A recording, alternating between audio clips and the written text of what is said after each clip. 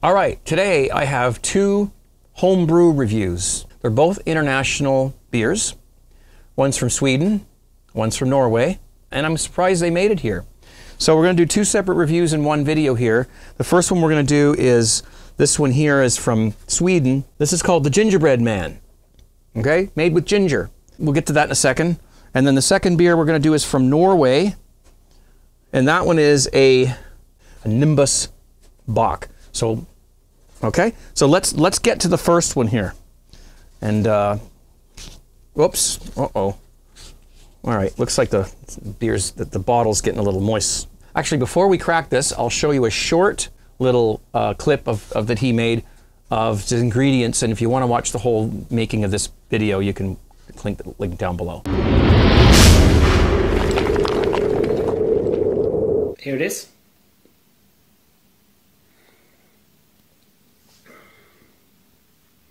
It's called the Gingerbread Man. Ordinary 2-row pale ale malt. 4.7 kilograms. Crystal malt 110. Crystal 110. 500 grams of that. Biscuit malt. 300 grams of that. Melodium malt. 300 grams of that. And some Carapils, 200 grams, and 100 grams of chocolate malt.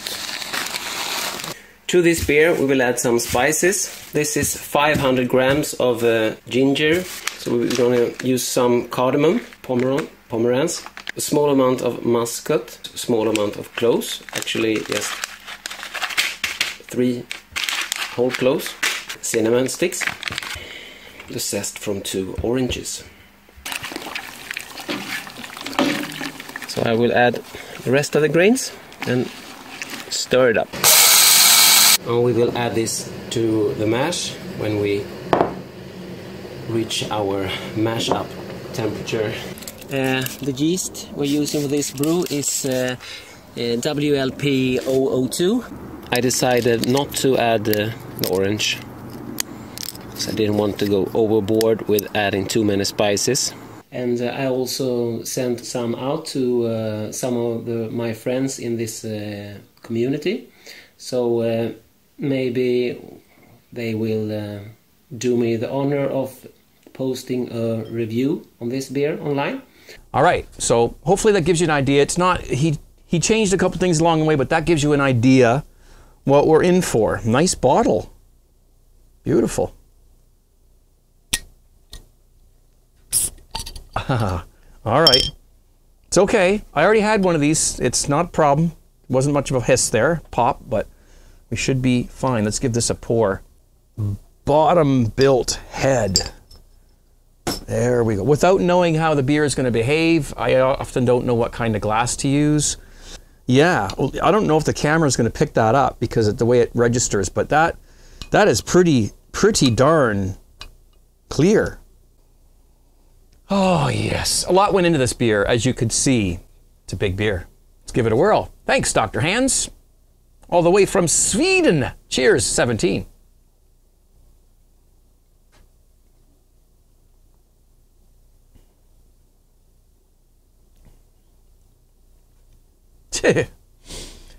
Definitely a holiday beer. There's no doubt about that.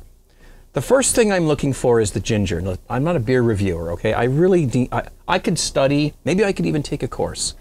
You know, there's a lot going on there, and despite the amount of ginger that you saw him put in, this is not overly gingery at all. It's a very well balanced beer. Nothing is really, like, I know there's cinnamon in here, there's cloves, there's orange peel, the ginger,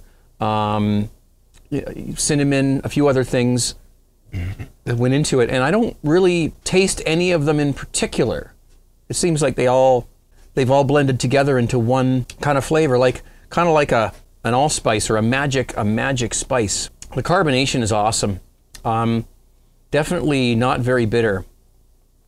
Even the hops aren't. See, there's so much flavor in here that none of the single flavors really stand out, and I think that is a good thing, because what he's managed to do with this, and I don't know if this was intentional, is produce a beer where you can't really, nothing is dominating. But yeah, 5.8% ABV. We'll give it one more try. I'll try my best to describe this beer now for you, now that I've tried to look for all the different flavors. And really, there's just a beautiful blend. So let's give this another whirl. It's delicious, for one thing. I was waiting to say that. Because, you know, it just looks like I'm just trying to say that to kiss people's asses, but that's not why I'm saying it. It is actually very, very good. It's very good beer. I think that Dr. Hans is a good brewer. He seems to know how to combine things. Of course, he's probably a great cook too, by the sounds of it. Sorry, I noticed some stuck at the bottom there. But anyway, it is slightly sweet. It has a fruity flavor to it. The ginger is just there with a slight bit of spiciness. The cinnamon and the allspice, or the not allspice, the cloves. Again, flavors that go well together. And the hops, I can't taste the hops a lot. Now, he did put quite a bit of hops in, but this just goes to show that when you add lots of things to a beer, you can mask flavors. And I think a little bit with this beer, all the things that he put in it are, you know, so I won't say powerful, but so prominent together that the hops are kind of pushed to the back. Does it taste like gingerbread? Well, I'll give it one more whirl. Kind of does. Not as sweet, but kind of does. A gingerbread cookie. Yes, without the sugar, without the sweetness. This is excellent. I'm not going to rate it, but if there was a category for this, and I don't know if there is, I'm sure it would either place high or win. And it's an awesome beer. So keep up the good work, Dr. Hans. This is great. I'm going to finish this off. I'll come back with the second beer that we're going to do. An excellent, excellent product. All right. Thank you. We'll be right back.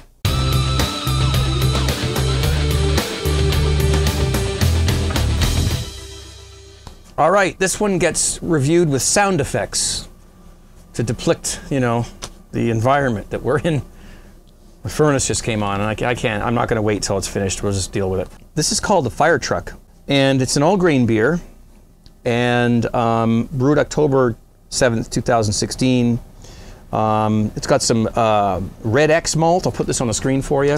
Some Red X in there. I've never heard of that, but obviously it's a base malt, and some smoked malt. So there's going to be a smokiness to this. And looks like we got some nugget hops at different various times, and the yeast is the US-05 right on. And it's what, 6%? I'm going to be loaded. Okay, there we go. Brewed with Paul. How do you pronounce that? His username. I don't know. Put this on the screen for you. And apparently it's Paul's recipe. So cheers, Paul. All right, let's get rid of them. Let's take a look at the label. Okay, here we go. Let's start on that side, and we'll roll it around over to the 17. Oh, I don't know if this is coming because I preset my aperture, so if this is blowing out, I apologize. Woo, look at the smoke. Probably too big of a glass for this, but just in case. All right.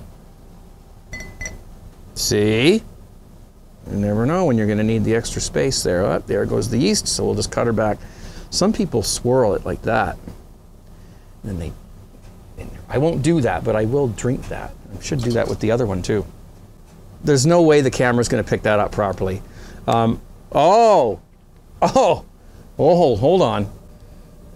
This one you can actually see the upside down snowstorm on that one. The other one was a bit dark. You couldn't quite see it. So if we flip that over,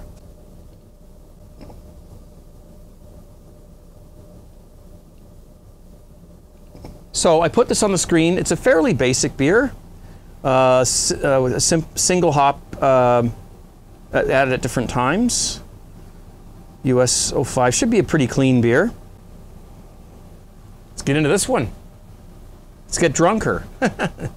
Okay, cheers, 17.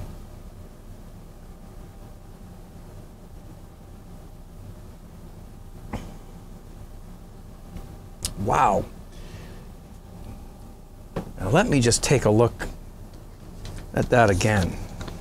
I guess what I'm tasting most of is the smoked malt, but there's also a sweetness here to it, which kind of counteracts the smoky tastes can be a little bit, you know, kind of bitter, like, you know, or overpowering. And in this recipe, there's I don't see anything that's going to counter that, other than his mash temperature must have been probably on the higher side to give things a little bit more of a sweeter taste. That's the only thing I can think of here, unless I'm missing something.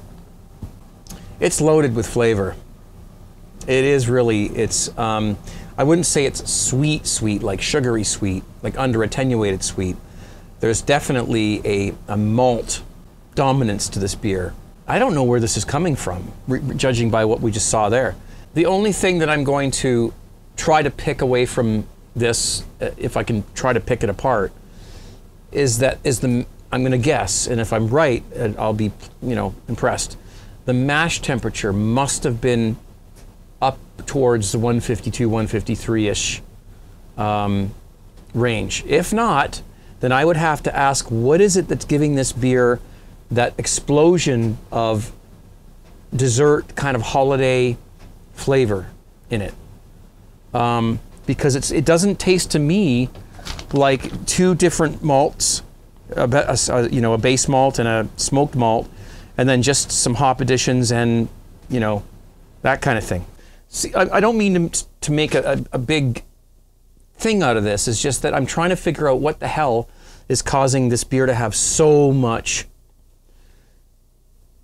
flavor in regard to just it being, it tastes like he added a bunch of spices and stuff to it, but he didn't, apparently. So it must be the smoked malt. 350 grams of smoked malt is, that's quite a bit of specialty grain. So that can, if that's a strong specialty malt, then that can, you know, that can really be in there quite noticeably. And if that's what's happening here, then that's what we've got. And that's what their intention was, to make a beer that had a smoky flavor. I wouldn't really describe it as much of a smoky flavor as I would a bready, cakey kind of flavor. It has as much of an explosion of flavor as the other one did. Again, it's fantastic.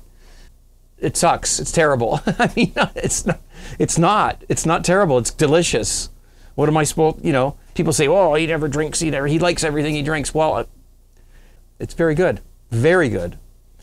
But again, I'm not overly critical about beers. Somebody else might drink these beers and say, well, yeah, it's pretty good, but, you know, but this, but that, but this. I think that a lot of home brewers, you know, if they send me their beers, they're pretty safe to send me them, because I'm not the type of person who's going to sit here and cut this down.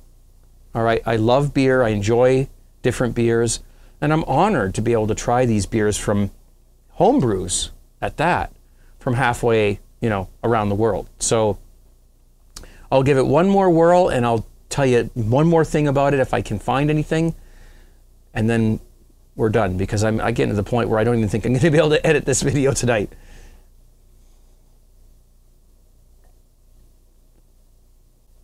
If it's that smoked malt that's adding this flavor, then it's definitely more than just a smoky, you know, bacony or smoked meat flavor. There's more to it than that. It's like smoked meat slathered in the best barbecue sauce you've ever tasted.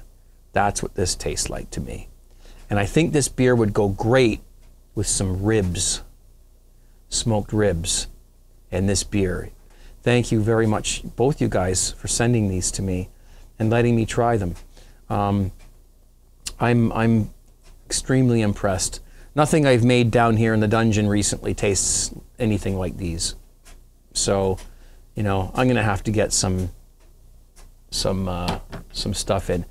All right, guys. Well, thanks so much for watching. I know this was a little long, but I wanted to combine them into one, because, you know, I don't want to put like too many videos out all at once, because then people won't watch them. So thank you guys so much for watching, and thanks to the great brewers who have sent these in and all the other ones who've sent them in over the years, I couldn't be happier about being able to taste other people's home brew. And if this is what you guys are brewing and how you're doing it, I can't go to the store and buy a beer that tastes like this. It'd be hard pressed for me to find beers that taste this good, really. There's lots of great breweries out there, and you know, they're just hard to find where I live, but you gotta be able to just, you know, go in and figure out, okay, that beer there, that's a winner. I'll bring this one home and I'll try it. Well, when it comes to these home brews, you decide if it's gonna be a winner or not, you know? And when it is, you can be proud. And if I get to taste it, I'm proud for you as well. All right?